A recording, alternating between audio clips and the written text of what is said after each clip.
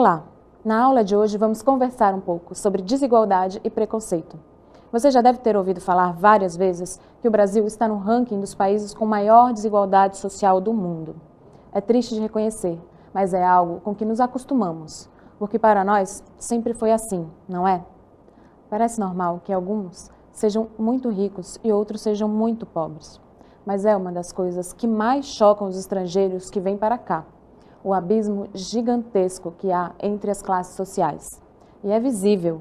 Vivem juntos, dividindo a mesma via, catadores de papel e pessoas encerradas em seus carros luxuosos, cada vez maiores, com ar-condicionado, travas de segurança, comando de voz e qualquer outra última novidade lançada. Aliás, perto de um bairro nobre, de ricos, sempre há uma favela, não é? E parece que quanto mais ricos são de um lado, maior é a favela do outro lado. Como o clássico exemplo do Morumbi e a favela Paraisópolis, na zona sul de São Paulo. Nos últimos anos, no Brasil, se investiu muito no programa Bolsa Família, que provém da ideia de uma renda mínima da qual todos, sem exceção, deveriam dispor. O que você faria se não dependesse do salário do seu trabalho? Certamente aproveitaria para fazer o que realmente gosta, e isso permitiria que desenvolvesse melhor seus potenciais. Apesar do programa atender apenas famílias que recebem menos de meio salário mínimo per capita, foi o que possibilitou que nosso índice de desigualdade parasse de aumentar. Quando o governo garante um valor mínimo de subsistência às pessoas, quebra a lógica do exército industrial de reserva que estudamos em sociologia, lembra? O dono dos meios de produção pode pagar o que bem entender, porque quem não tem nada aceitará trabalhar em troca de qualquer coisa. No entanto, se as mesmas pessoas têm garantia de não morrerem de fome por recusar um trabalho semi-escravo de tão mal pago, o contratante não tem outra escolha que não pagar melhor. E bom, entrando mais recursos para essas famílias, há mais consumo de bens e serviços, o que aquece a economia das cidades pequenas. E isso gera mais empregos, fazendo com que esses locais entrem em um círculo virtuoso, fundamental para a saúde econômica dessas cidades. Por isso, o programa ajudou a minimizar alguns dos nossos problemas, inclusive o êxodo de muitas famílias, mas nem de longe pode resolver todos. Entre eles, temos os preconceitos que ainda existem e ainda ferem muita gente. Não só, mas principalmente, os de origem, cor ou etnia e de classe social. Por que é que o pobre é discriminado? É difícil responder, não é? Achar uma lógica dentro disso não é fácil.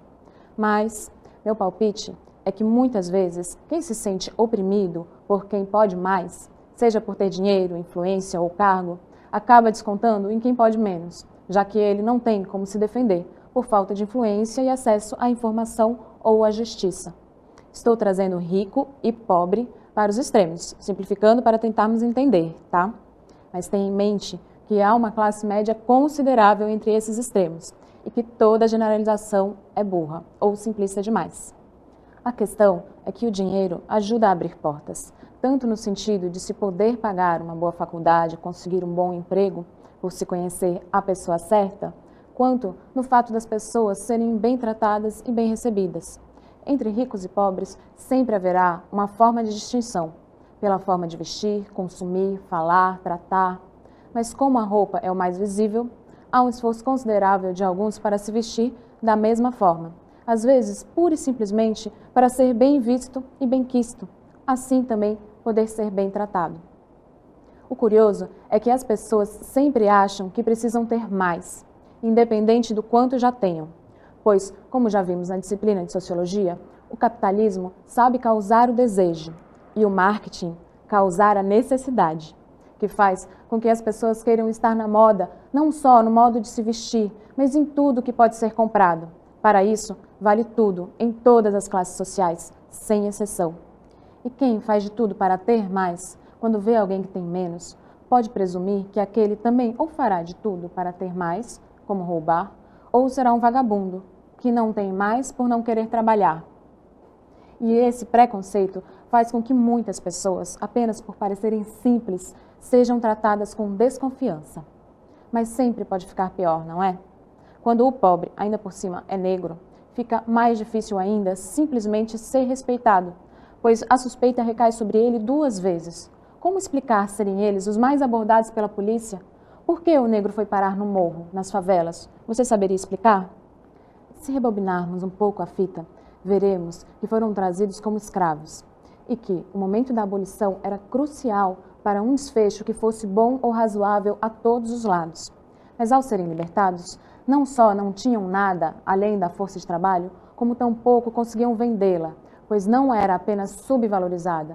Muitos se recusavam a pagar por ela, já que a mão de obra barata se pagava aos italianos. E ao contrário do que defendia Joaquim Nabuco, a abolição não ocorreu junto com a reforma agrária, que era fundamental para que aquelas pessoas tivessem onde morar e plantar. Nossas cidades foram crescendo sem planejamento porque, apesar de saberem da necessidade de dividir as terras, se preferiu fazer de conta que não era necessário, que não era com eles. Quem tem terra e tem dinheiro, tem poder. E quem dispõe desses 3 itens pode sempre aumentá-los. Já quem não tem terra e também não tem dinheiro, como faz? Lembra que há 1 ou 2 décadas, todo e qualquer negro era chamado de moreninho ou de cor? E quem é que se autodeclarava negro? Apesar de sermos o país que tem mais negros fora do continente africano, muitos não se consideravam negros, o que é compreensível se considerarmos que o preconceito era ainda mais forte que na atualidade, não era? Mas tanto o trabalho das organizações não governamentais quanto do próprio governo, com políticas públicas voltadas à área, foi fundamental para que o preconceito fosse minimizado. Algumas ações colaboram para que os afrodescendentes tenham orgulho de suas origens, o que resulta em um número consideravelmente maior de pessoas se autodeclarando negras.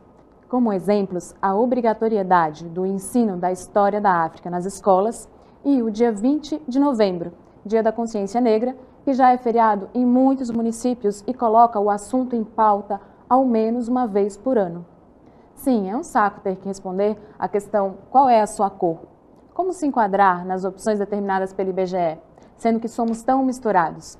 É difícil mesmo, mas se possível, procure a predominante e responda, pois são dados que o Estado precisa ter para definir a necessidade de políticas públicas específicas para a área. Aliás, não são só os negros que sofrem preconceito, não é mesmo? Tem para todo mundo, para o indígena, o coreano, o boliviano e até para o argentino. Mas quem é branco não tem ideia do quão difícil é ser negro neste país. A discriminação às vezes é sutil, mas ela existe. Está em não acharem que o negro tem competência para trabalhos que não sejam braçais, está na restrição de entrada, na desconfiança, no não ser tão bem tratado. Mas por quê? Você pode até achar uma explicação, mas uma justificativa, não. Nem tente que vai ficar pior, experiência própria. E posso te garantir, são totalmente capazes. Só lhes faltam mais oportunidades e mais respeito. Eu sou branca, nem tomando muito sol tem como negar. Mas também tenho meus antepassados negros e tenho muito orgulho deles. Teria muitíssimo mais coisas para tratar sobre esses 2 assuntos. Mas hoje nosso tempo acabou e temos que parar por aqui. Os filmes indicados para este módulo são A Cor Púrpura, Babel e Quem Quer Ser um Milionário. Bom cinema, bons estudos e até a próxima aula.